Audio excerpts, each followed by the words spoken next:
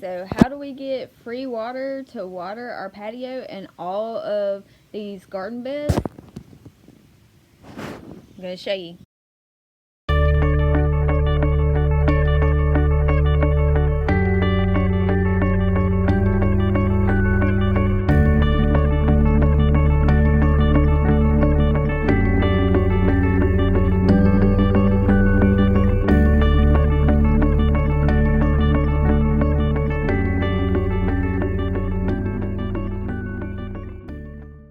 Okay guys, it's a rainy day today and I just wanted to discuss how we water all of those garden beds. So we use rainwater, and this is a very primitive system that we're using, but it works. And there's a reason that we're doing this right now is because that's all we have, and we want free water and we want rainwater.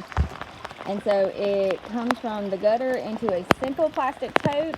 We usually put it in a bucket or that pitcher, and then it goes into a bigger container. We have several around the porch as well, and so it's very, very simple. Yay! When you're trying to fill rain barrels, this is what you want. Awesome. Fills them up pretty quick, and we'll end up filling up buckets too. So hopefully we'll get them all filled up, because all of these beds, I mean, they do dry out a lot quicker than in-ground gardens. So, I mean, we're watering daily sometimes if we don't get a rain. So, awesome.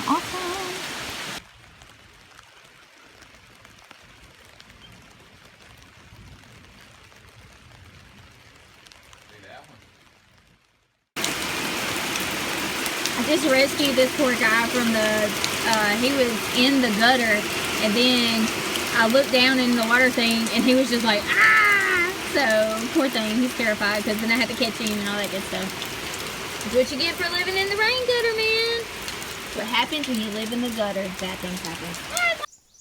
Alright, so all of our water containers are absolutely just topped off. They are smack full, so this one overflowed into that one. Then we took 5-gallon buckets, poured into this one, and now all of those are full.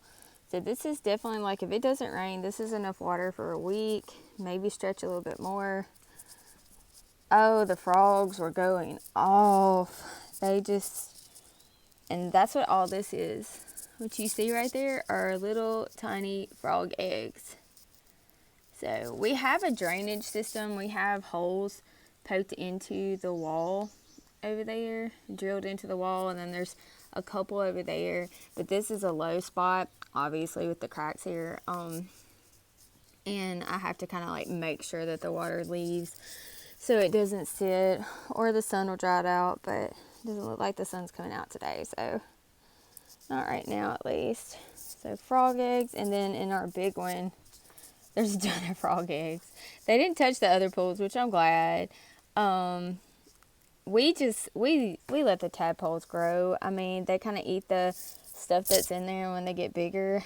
I think they eat the larvae, or the mosquito larvae. So I just we leave them in there, and it's kind of cool for the kids to watch them grow. So they love to come out here and catch tadpoles and stuff, because we've had the barrels for probably 2 years sitting up here on the porch just watering. I would grow tomatoes in tomato bags up here, so it's just going to keep staying a part of porch life up here, and hopefully help the garden out, doing a better system of watering. I did make the mistake, I up-potted some tomatoes yesterday, and I did not poke holes on the bottom of them, so I'm over there on my work section trying to poke holes in the bottom of my tomatoes. But all these look good. They look fine. So, alright, so here's our tally from this last rain. So all of these are full, along with the big container in the back. So it's completely packed full. And any of like the what are those things called? Those things. They're full of water too, and it overflows. So it overflows into the first tub, into the second one. And then it's just ended up going on the porch, this is exactly why we're going with a composite boarding and porch on this next go round, because of what we do, because of the gardening, because of the water, because of the raised beds. We just want strength and we want it to last. So this is something we've been planning for a while.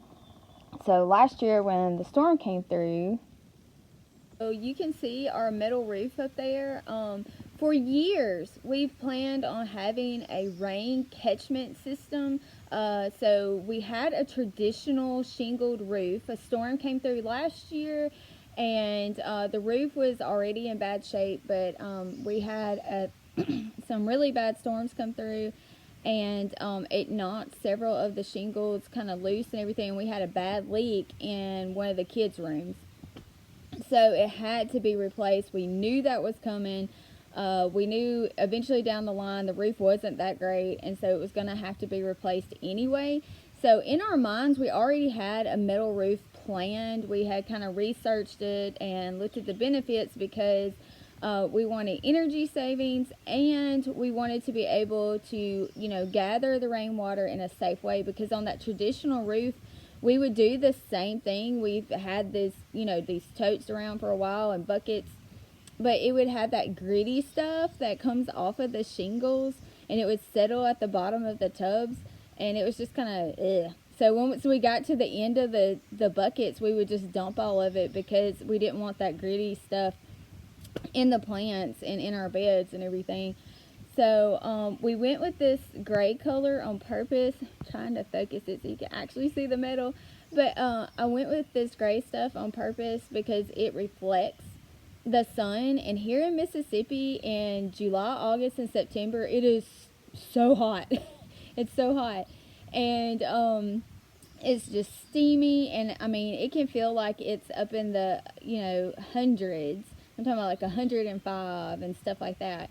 So this is supposed to reflect the heat, and so far it's done really well. We actually got the roof last July, and they were super quick. I mean, it was done in 3 days. It was awesome, and we've enjoyed it since.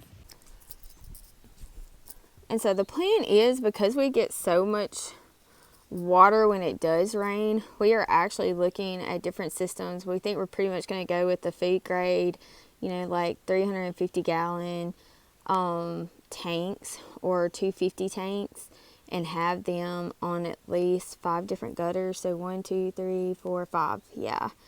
And come up with a system of probably putting them under the new porch up here and along the side of the house back there. And so that's another reason, besides financial reasons, it's going to be a pretty expensive and extensive project to rip this whole porch off, because this is our front door and this is how we get down to our vehicles and out in the yard. So and the porch will actually extend past this and around the house to a door that just leads out to nowhere. So it's quite a drop off, and the whole plan is to go from the laundry room / kind of mud room out and stuff, and to have these tanks, and to have places where we're planning now where we will have more beds, more places to grow stuff around the porch. So it's all just a big system that we're taking our time to plan out to get the biggest bang for our buck and our time, and to figure out what's going to work, and we know it's still not going to be 100%. We're still going to find problems, but we're trying to just plan it out and take our time, and that way it's done right. So that's the plan. If you have any ideas on water systems, please comment below. Give us your ideas. What have you done? Give us some tips, things that you learned, especially if you use those, food grade totes, those big ones with the wire around them. Tell us, how did that turn out for you? Any advice, anything you wish you would have done differently, and just kind of help us out. If you've enjoyed our channel and would like to support us, definitely go click subscribe, follow us on our other adventures. You can also give us a thumbs up on our videos and share them.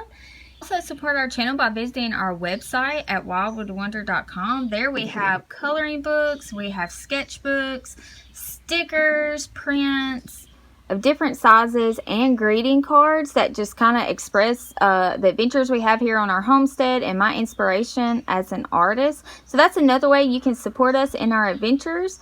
And thank you for joining us.